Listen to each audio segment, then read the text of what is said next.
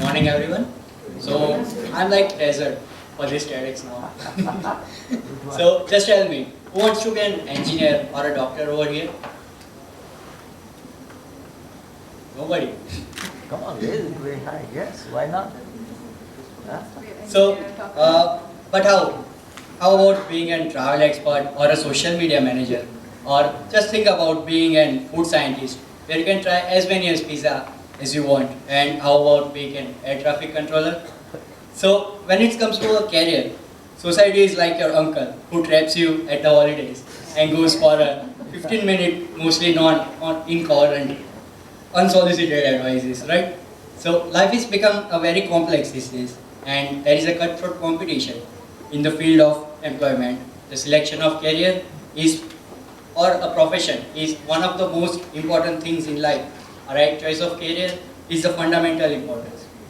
So there is so for most of us, childhood is like a river, and we are like of tadpoles, right? We didn't choose the river. We just woke up now and found ourselves to some path that sets by our parents, by circumstances, or by societies. We are told the rules of the river and the way we should swim. But and sorry, it's to succeed on that path we have been placed on, and based on the way of success we have defined by us. So your childhood river then feeds into a pond called a college. So as you can see, you can say that there is a breathing room, right? And we may say that in which particular pond we landed in, but in the end, most of college ponds aren't that different from one another. In the pond, we have a big breathing room and some levee to branch out in the more specific interests. We start to ponder, looking out at the pond shores out there, where the real world starts and where we'll be spending the rest of our lives. And then, at the age of 22, after waking up in a rushing river, we are kicked out of the pond and told by the world that go make something of our lives. So kids in schools are kind of like employees of a company where someone else is CEO. But remember, no one is CEO of your life. It's your choice. So one of the days when the choosing career was not a problem at all, uh, a son can just adopt a profession of a father. The professional knowledge of a grandfather was valid for the grandson as well. But today things are different. We live in a fast changing world where technology becomes obsolete and situations become changes dramatically at no time. We had learned a few years ago become irrelevant today. One has to keep learning all the time. But in today's world of openness and wide variety of jobs, how one can decide what the career path he has to choose and what is the best path for him. So is a good way to start is by the self examination. Like first of all, one should analyze and self for themselves. A good way to start is by self examination only. And there are things that one is naturally good at. One can discover and develop. For example, like if you are an adventurous, bold, daring, then you can join armed forces. If you are like into studies and quite a thoughtful life, you can be a teacher. And if you want to grow rich, important, and have sufficient resources, then you can be a businessman as well.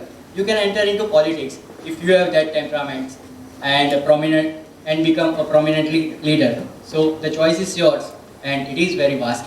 So so generally, there are three types of people right now.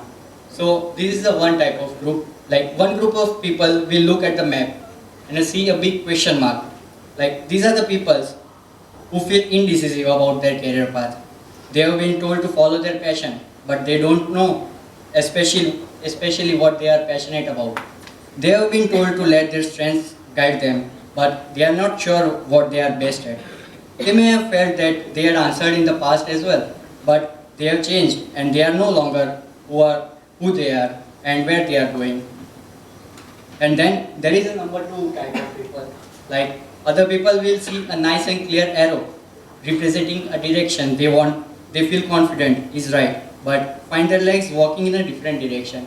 Just like Farhan from Three Idiots, he wants to be a photographer, but some circumstances, like they are living one of the most common sources of human misery, a career path they know in their heart that is wrong for them. And then the lucky ones.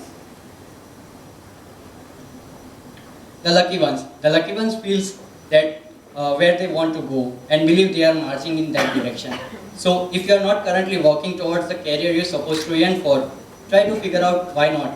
And if you think it's because you are afraid of falling, then just unpack it. So we have mainly three streams like science, commerce and arts only. So if you think about commerce, then today number is just not restricted about just accounting. It can be banking, financial sector, statistics. Humanities have also opened up numerous options like mass communication, travel and tourism, hospitality, animation and designing. And science as well. Science does not mean just about engineering or medical. Streams like related to aircraft maintenance, marine related courses are also available. Then you can be a food technologies as well. And one can take politics if it has an aptitude of learning and giving speeches and become a prominent leader as well. So these are the common types of industries as one can pursue. As you can see, there are manufacturing, FMCG, insurance, automobile sector, financial services, oil and gas. But here, the main thing is talent. Talent does matter. Smarter and more talented people will improve at the game at a faster rate than naturally less gifted people. Intelligence and talents are only two types of natural ability that come into play here. Cleverness and savvy also matters. So uh, you need to correlate it with the raw intelligence as well. So the big question arises that how can any individual ways the right move towards a better and right future? This era of globalization has an open number of opportunities for every individual, but what we need to incalculated is the skills and the hard work, along with the dedication to become a successful. So put your best in your profession you have chosen. Excellence should be your aim, and the vision of excellence is one of the greatest keys to bright and successful in a career. So let's take another example of being a chef and being a cook. So tell me, what is the difference between a chef and a cook? Does anyone knows? Everybody would like to be a chef, not a cook. So kind of like as sir said, chef is like playing with raw ingredients to try to make them in something new, something better. By doing this puzzling, a chef eventually writes a new recipe from the raw ingredients only.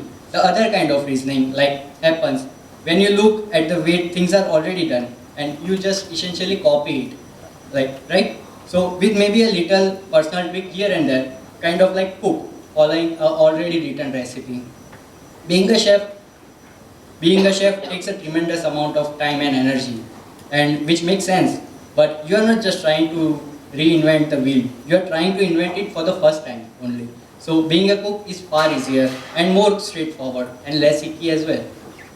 So now let's get back to the point. Like, what is the most important key to success? As Bill Gates said, it's a focus, right? So focus is a fundamental skill for emotional and social intelligence. What do you mean by skills? So skills are just about ability to perform on a given task. Eating with a spoon is also a skill. Talking, skill. Playing a guitar is a skill. Then how can I forget about being a politician? It's a main skill.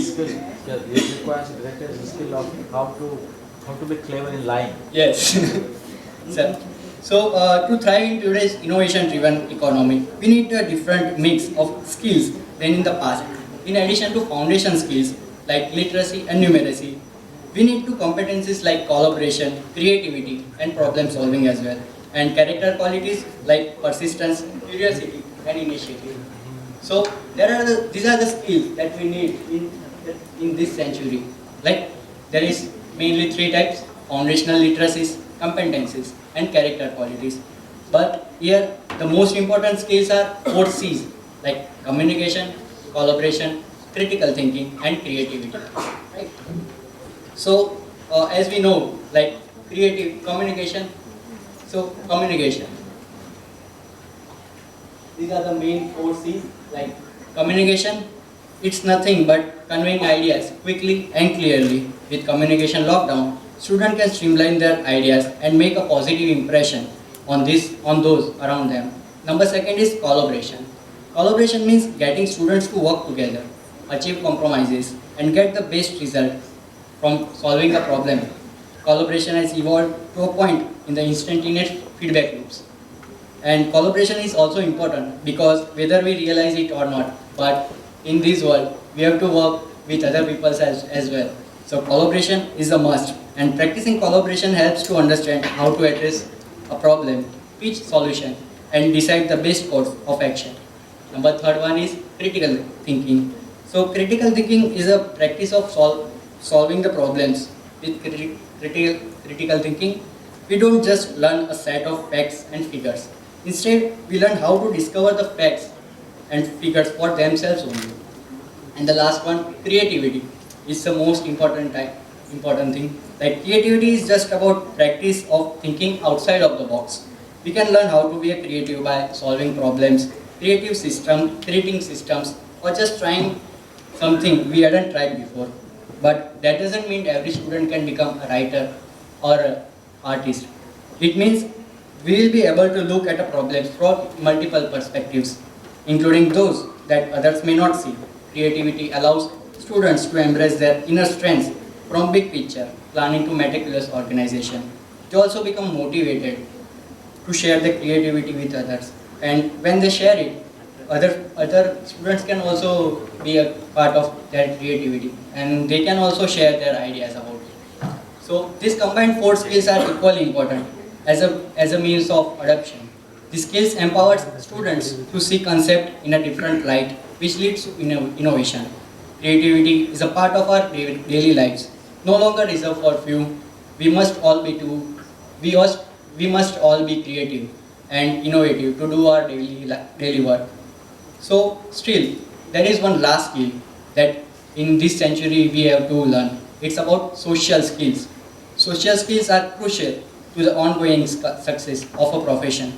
The rise of social media is instant communication have changed the nature of human interaction. Today, the students possesses a wide range of social skills. Some are more socially adept than others, some are far behind their peers, and some lucky ones may be far ahead as socializing comes naturally to them. So, tell me, how many of you learned the cycle for the first time you sat on? No one, right? So, does it hurt more the first time or consecutively less than third or fourth time?